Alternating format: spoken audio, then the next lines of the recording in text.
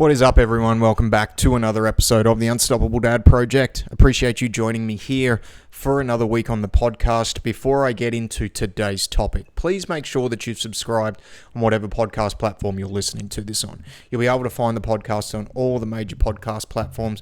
So please give it a follow, give it a subscribe, and if the platform allows you to, give it a 5-star review. That just helps the podcast continue to grow and hopefully get out to more people like yourself who'll be able to find some value out of what it is that I am doing here.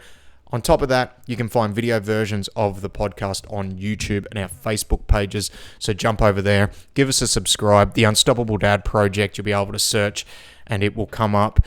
If you give us a follow, give us a subscribe, that'll help it continue to grow on those platforms as well.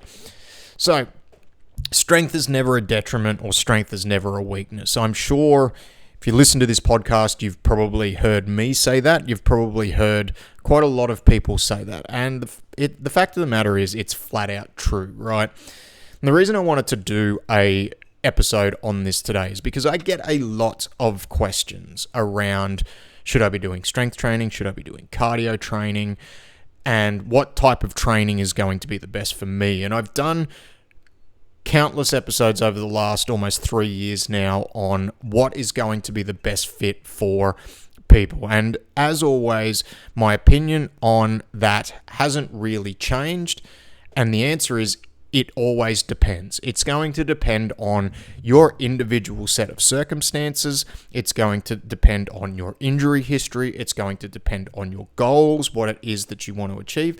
It's also going to depend on your training history because everyone has done different stuff in their life. And if you've got a specific goal that you're trying to reach, if you and somebody else has that exact same goal, let's say you're both at exactly the same point in life, you've got a couple of kids, and you both want to go and do the exact same thing. You both want to go and do a triathlon, you both want to go and start jiu-jitsu, whatever the case might be, but you both have very, very different sport and training histories up to that point. That's going to matter. The person who has done more from a training point of view, especially more structured sport, is going to have a better base to draw upon compared to the person that hasn't. So what they should do moving forward from a training point of view is going to be different just based off what they've done in the past. So all these things matter before we start throwing out this advice. But the thing for today's episode that I really wanted to highlight and I really want to point out, and this is something that I think everyone, especially when you get a bit older, needs to really understand. Strength training for most people needs to be prioritized over most things, irregardless of goal. And the reason for that is it doesn't matter what you are doing. The stronger you are, the easier those things are going to be able to do. Doesn't matter whether the goal is just general life. The stronger you are, the easier it is going to be able to use that strength in everyday applications. Picking up the kids, running around after the kids. Let's say, for example, you're driving down the street and the car breaks down on the side of the road. Being able to actually get out and push the car to the side of the road so you're in a safe spot to kind of wait for help. Things like that, like all that requires a base level of strength. And if you don't have that base level of strength or you haven't worked for the base level of strength with that, you will find that you've got to think and hesitate on these things and potentially not be able to do it. You know, one thing that I take a great lot of pride in is being able to continue to pick my kids up. Now, my kids aren't big, they're not, but I want to be able to try and do that for as long as possible. There's going to be a point where they don't want me to do that, and that's perfectly fine, but I want to always be able to have the ability to do that if I need to. And the only way I'm going to be able to get to do that is to have a reasonable base level of strength. From the point of view of some of my other goals, in order to train jiu-jitsu more, I need to make sure I have a good base level of strength because that's going to help ward off against injuries. It's going to help keep me on the mat more, which in turn is going to help me be better at jiu-jitsu. Let's say, for example, you want to do a triathlon or you want to swim or run or something like that. there's an element within that, even though it's a cardiovascular sport, where you need to have a good base level of strength, not only to make sure that you can draw upon that when the time arises within the sport, but to make sure that you have strong ligaments and tendons, and you have a good reasonable amount of muscle mass in order to complete the task that you want to. At no point in anything we do or with any goal that we have is having a good base level of strength ever going to be a detriment. Now, there is going to be a point of diminishing returns depending on the goal. But even when you get to, for most people, and what I've observed, is most people will never get to that point of diminishing returns from their goal. Some people tend to think, and this is going to sound like a dig at a lot of people, and don't worry, I've been there too. I've thought this as well. People will think that they're strong enough. And in my experience, no one's ever really strong enough. Everyone could really use a little bit of extra strength or could use to get stronger. Now, there is a very small percentage of the population and a very small amount of goals along with that small percentage of the population where maybe, I wouldn't say they're too strong, but improving their strength level is not going to aid their goal. But that small percentage of the population, they generally have like a very high level of background in a particular strength sport or in a sport in general, or they have a very long history of training. Someone who hasn't trained or who's relatively untrained or who's trained or played sport recreationally, even for a long time, is generally not going to get themselves to the point where they're too strong for what they want to achieve.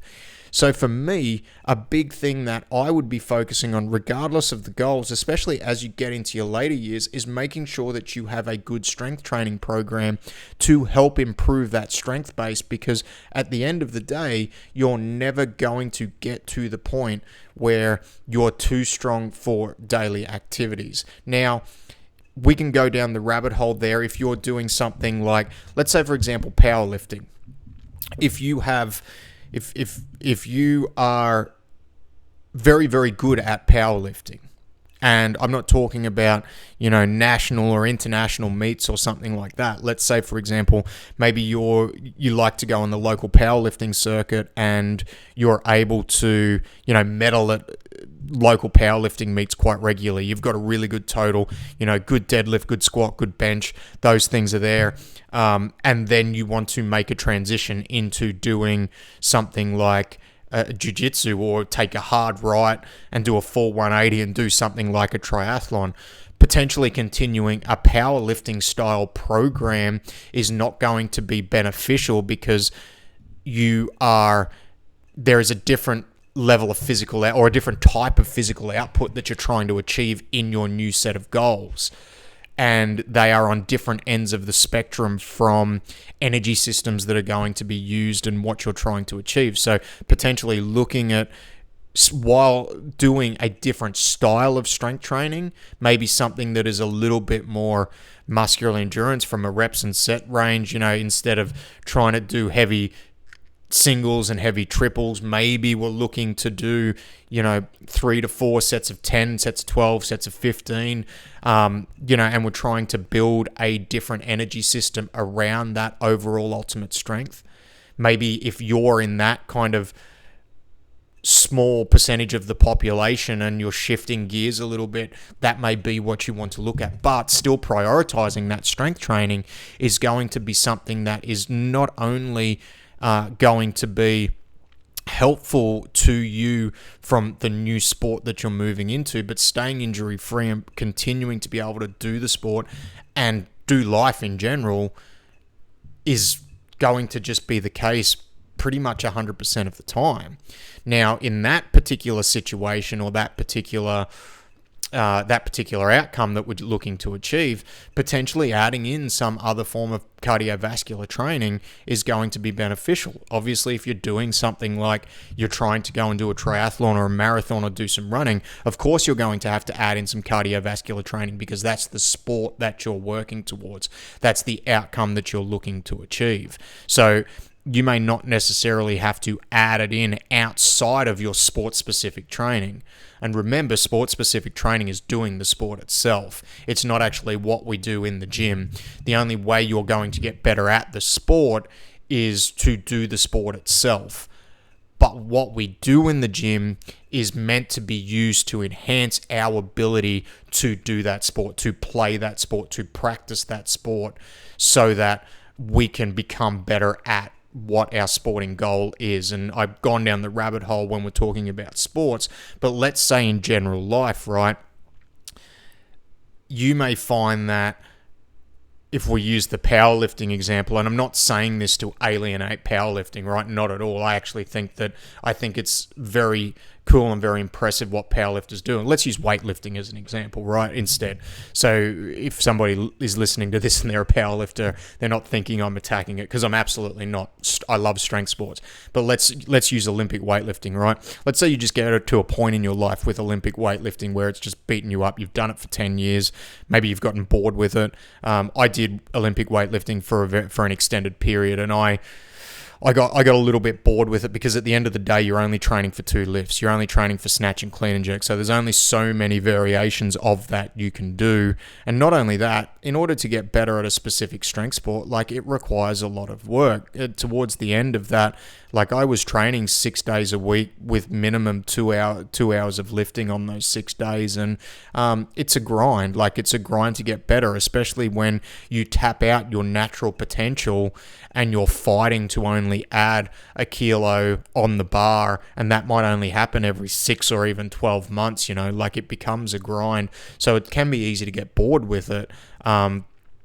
And so let's say you get bored with it, or you just get to the point where your body's so beat up from doing it. And when you are really pushing the envelope on any sport, like, you're going to get injuries, your body is going to get beat up. But let's say you get to that point and you want to shift gears into just training for general health and wellness.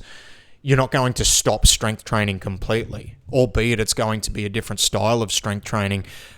But the fact is, that strength base that you've built over all that years, even though it's probably pushed you to a point where it might feel like it's a detriment, it's not going to be a detriment. In fact, it's going to be a net positive on the back end when you shift gears a little bit. It's not that the strength base is a problem. It's maybe that the training became the issue and the training modality became the issue. So you can still shift to another form of strength training, and you can do that, and it can always be a net benefit. There is at no point have I ever observed that more strength is ever a problem for people. Yes, we can get to a point where there is a point of diminishing returns, depending on the situation and depending on the outcome that we're looking to achieve. Now, before I wrap it up, I do just want to say, there is a lot of value in still doing cardiovascular training. Doing straight strength training should be the base and the foundation, depending on how much time you've got to do training. Maybe it's the only thing that you're doing, but I think that for a lot of people, there was a running joke when around a few times when I've been lifting that, any more than 3 reps is cardio, or any more than 5 reps is cardio. But one thing that I've noticed, and look, I am getting a little bit older, so I'm definitely not pushing the envelope on strength as much as I have done in the past, but I'm still strength training at least 3 times a week.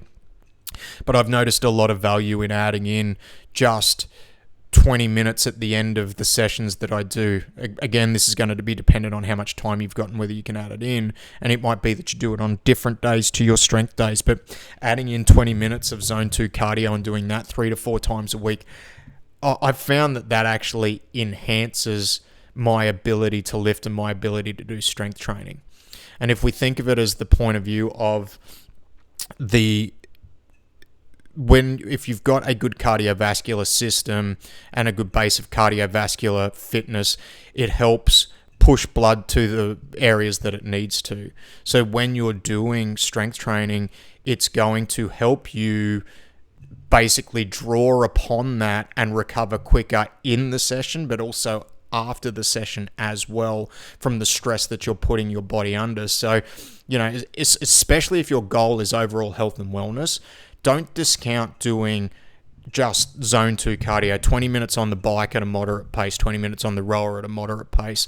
Things like that I think can have a lot of benefit to a lot of your overall goals too. And while this podcast is about strength, I will do another episode where I'll actually highlight the benefit of, while strength is the base, making sure that you are doing some level of cardio fitness and not foregoing that completely, because a lot of people, I think, in strength sports actually forego doing any form of cardio at all, and it could be to their detriment. Again, obviously very context specific, but there are ways where you can do that and it's not going to inhibit your ability to train strength. In fact, from what I've observed over probably the last 5 or 6 years, I think it can actually enhance it, and I think it can be a missing piece for some people.